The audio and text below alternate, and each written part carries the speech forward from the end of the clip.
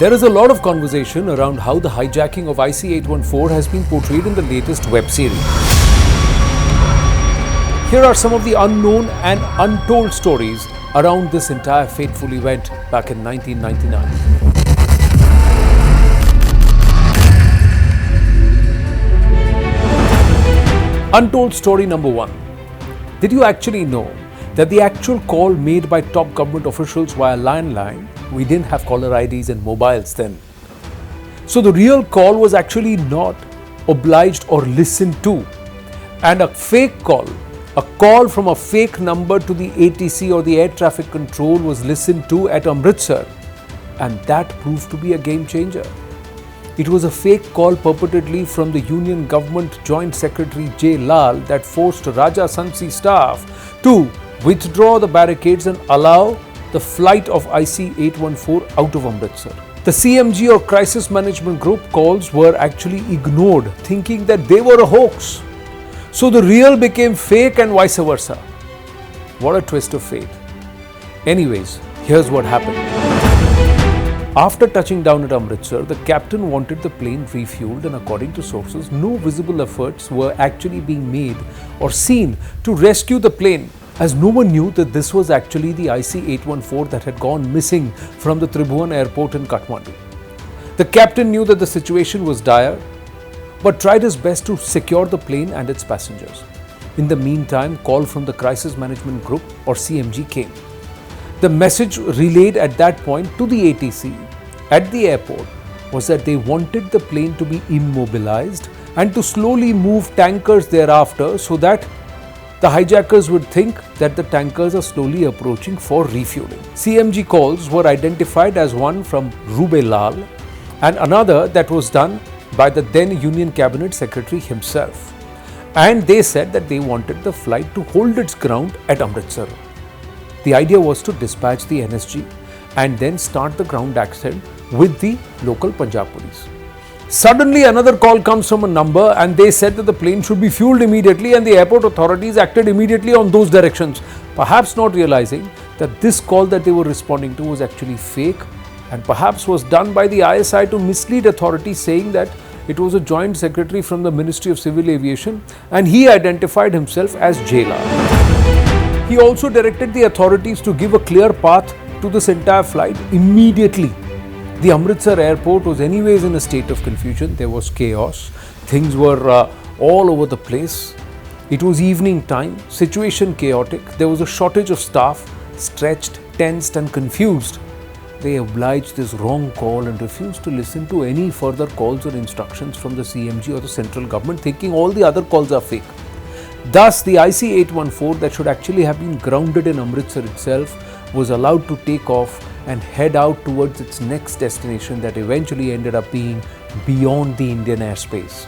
On further and close analysis of the entire sequence of events, there are two opinions that largely have surfaced, and you're welcome to swing towards either one.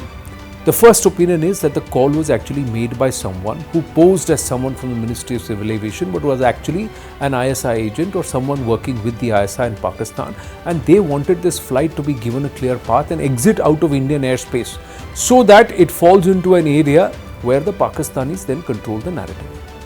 The second opinion, and many lean towards this too, that there was someone from the former Prime Minister Atal Bihari Vajpayee's office who didn't want hard action or commando action because they feared for the life of one of their relatives who was in that fateful flight.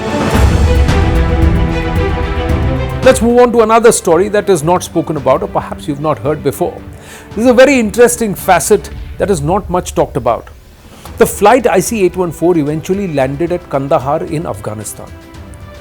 Taliban-led regime there was a pariah to the world. Officially, most nations, including Bharat, had severed diplomatic ties with Afghanistan at that time. So there was no talk with them at all, no diplomatic relations. Not many people know that IC814 was actually carrying an R&AW officer on board.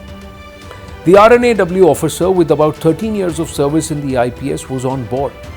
Now here is the untold story, and you're hearing it first here at CNN News 18, that the Taliban head, Mullah Omar, possibly knew about this officer but deliberately did not harm this officer. He did not tell the Pakistanis or the hijackers that there was an R&AW officer in the flight. This has been confirmed by none other than Mullah Omar's son Mullah Yaqub to CNN News 18. I'll tell you that in a bit. According to sources, immediately after the hijackers got into the act, this officer realized that something was amiss and was aware about the hijacking because of the sudden movement of certain passengers into the cockpit, etc. Now, during this period, he immediately concealed his identity card. They didn't have lanyards, etc. There was just basic identity card. He just stuffed it between some seats and tried to act normal as any other passenger. He knew his recognition or capture could be a big negotiation point for the hijackers. His presence on board that flight was unusual. It was a quirk of fate, and it could actually have caused a huge problem for the government back then, the Indian government. At one stage, the Taliban was fully aware of the presence of this R&AW official, and when CNN News 18 interviewed Mullah Yaqub in Kabul post the return of the Taliban in 2021, Mullah Yaqub, after the interview to CNN News 18, suddenly called our crew back. He asked them to stay where they were and wait. He went somewhere, came back after 30 minutes and told CNN News 18 that we love India and Indians. He added that his father Mullah Omar never harmed IC814 passengers and your intelligence officer who was inside. He said this, then he laughed and went back again. So there you go. The Taliban knew, and Mullah Omar, there is a history there. He is actually trained in Bharat with the academies here, and he had a close affiliation. Perhaps all of that came into play. Who knows? But this is what CNN News 18 was told. The third story, quickly. The IC814 hijacking proved to be a turning point for the internal security infrastructure and SOP in India. Indian aviation became top priority after IC814 hijacking. The CISF airport sector was actually raised. NSG marshals became an integral part of sensitive flights. IC814 was a major event that changed aviation security completely. CISF, which was restricted only to the security of government buildings and installations until that time, was then tasked to secure airports across Bharat. Earlier, airports used to be manned by the local state police, but then the Union government realized the need for bringing central forces to establish a unified command because aviation was a central government chapter. That is when the airport sector within the CISF was created, and it has now become the biggest unit of the CISF. Similarly, NSG, whose job was to conduct anti-hijacking operations, was not sent to Amritsar because a timely decision was not taken at that time, and reportedly there was a delay for them to travel from Manesar to the airport, which proved a critical factor. So one of the biggest changes made was that an anti-hijack unit is now always stationed at main airports, which is ready to fly within 5 minutes of any alarm that's caused of a hijacking or otherwise. After this, NSG hubs were also opened across Bharat to do such operations and also to minimize the response time. The Parliament attacks of 2001 and the 26/11 Mumbai attacks were also important contributing factors. After IC814 incident, it is now mandatory for air marshals to be on board sensitive flights in any numbers and be fully equipped. And according to sources, even the flight crew are not aware of these marshals nowadays, and much of the operational details are not available in public domain. Post IC814, the Indian Airlines suspended all flights to and from Kathmandu for 5 months. So flights to Kathmandu resumed 5 months after their suspension on the 1st of June 2000. The airline retained the same flight number IC814, which also served as a constant stark dark reminder to all until the IC code eventually was retired post the merger of Indian Airlines and Air India.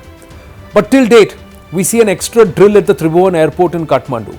After security and immigration check just before entering the flight, near the ladder, Air India and other private airlines check each and every passenger's baggage again, which is unique and perhaps only happening in the flights from Kathmandu to Bharat.